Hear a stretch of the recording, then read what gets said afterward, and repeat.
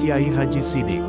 Kiai Sidik lahir sekitar tahun 1885 Masehi, dan wafat sekitar tahun 1961 Masehi di Desa Temboro.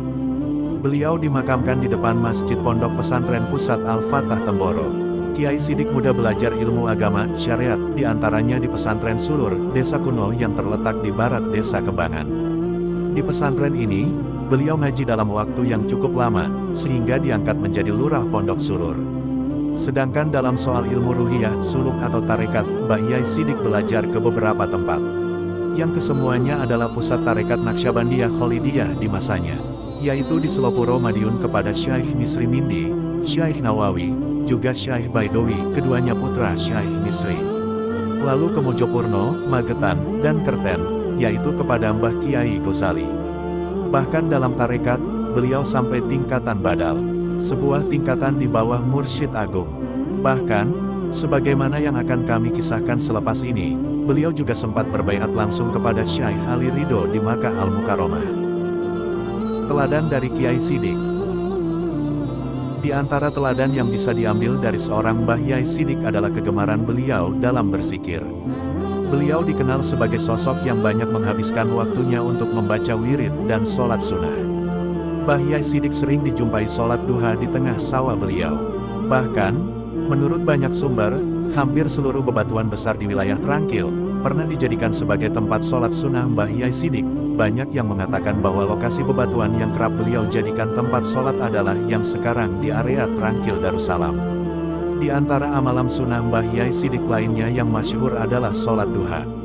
Bahkan, beliau sangat suka mencari batu yang lebar di sawah, yang sekira cukup untuk dibuat sholat kemudian sholat duha di batu tersebut.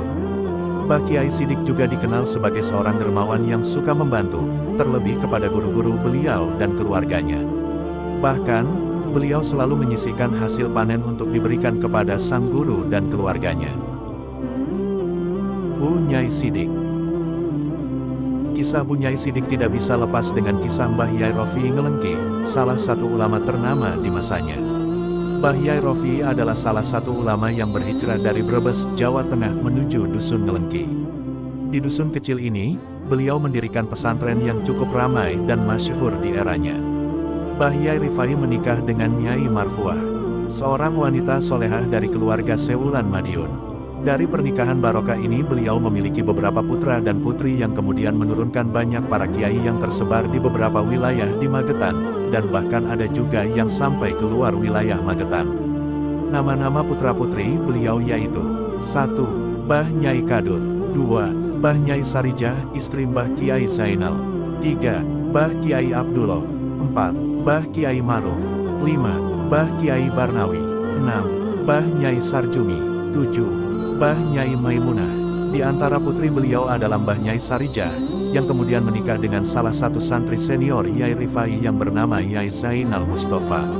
Ada kisah menarik tentang pernikahan beliau dengan Ning Sarijah ini, yaitu bahwasanya suatu ketika Mbah Yai Rofi membuat sebuah sayembara dan beliau menjanjikan siapa saja yang berhasil, maka akan dinikahkan dengan salah satu putri beliau.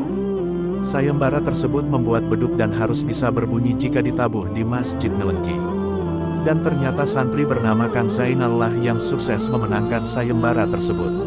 Yai Zainal Mustafa kemudian berhijrah ke desa Sobontoro atas perintah dari sang guru yang juga mertua beliau. Yai Zainal Mustafa memiliki beberapa putra dan putri, yaitu 1. Kiai Soleh, 2. Nyai Ngulinah, 3. Nyai Tohiro, Robiatun ibunda Kiai Mahmud, 4. Nyai Robiatin. Dan Nyai Tohiro inilah yang kemudian menjadi istri Mbah Yai Sidik. Beliau merupakan sosok wanita yang dikenal sangat solihah dan alimah. Bahkan, saking solehahnya, Mbah Haji Sidik yang ketika baru menikah dengan beliau sedikit beruban, namun selepas menikah, lambat laun rambut beliau menghitam kembali. Mbah Nyai Tohiro, dengan sebutan Ning, sebutan untuk putri Kiai, namun sangat santun dan menghormati sang suami dengan sepenuhnya. Dalam kesehariannya, Mbah Nyai selalu menggunakan bahasa kromo, bahasa Jawa halus kepada sang suami. Ada kisah menarik mengenai kealiman Mbah Yai Tohiro ini. Dikisahkan bahwa seringkali di tengah Mbah Yai Sidik mulang ngaji, membacakan kitab kepada jamaah yang mengaji kepada beliau, maka Mbah Nyai turut menyimak. Kemudian selepas pulang ke rumah, maka Mbah Nyai Tohiro semacam menasih bacaan sang suami. Mbah Yai Sidik selepas menikah dengan Mbah Nyai Tohiro berjuang di desa Sobontoro. Di desa ini, Mbah Yai Sidik berjuang mengajar dan menghidupkan agama bersama kakak ipar beliau, Mbah Yai Soleh Sobontoro. Akan tetapi, sepeninggal istri beliau, Mbah Nyai Tohiro, Mbah Sidik kembali ke kampung halamannya, Desa Temboro. Mbah Yai Sidik kembali ke Desa Temboro dengan membawa 2 putra hasil pernikahan beliau dengan Mbah Nyai Tohiro. Putra pertama adalah Romo Yai Mahmud dan yang kedua bernama Slamet. Putra kedua Yai Sidik ini wafat tidak lama selepas beliau tinggal di Desa Temboro. Yai Mahmud merasa sangat kehilangan adik beliau ini. Bahkan, sampai puluhan tahun selepasnya, beliau tidak bosan untuk menceritakan adik kandungnya. Kiai Mahmud bahkan sering berkata, umpama Slamet masih hidup, tentu ia lebih alim dari saya. Mbah Kiai Sidik berangkat haji.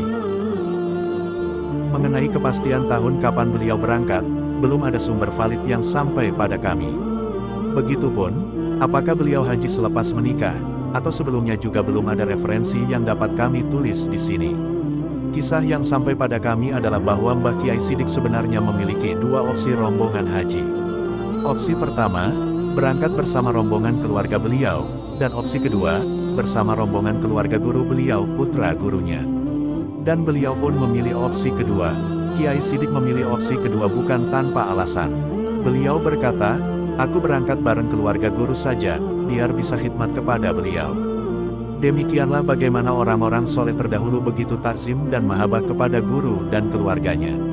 Sebuah teladan yang perlu kita tiru. Dan ternyata, Kiai Sidik tidak hanya menemani ibadah haji, namun juga mendapat mandat dari sang guru untuk menemani putra beliau, Sowan, dalam rangka memohon ijazah tarekat kepada Mahaguru Thariqat Naqsyabandiyah di Jabal Abi Kubais, Makkah Al-Mukarramah, yaitu Syekh Ali Ridho rahimahullah. Namun ada peristiwa unik dalam persowanan beliau kepada Syekh Ali Ridho. Mbah Sidik bercerita bahwa saat menyawankan putra sang guru, ternyata Syekh Ali Ridho juga ingin memberi ijazah tarekat kepada beliau, Mbah Sidik. Namun, alih-alih beliau menerimanya, Mbah Sidik justru lari demi menolak tawaran tersebut.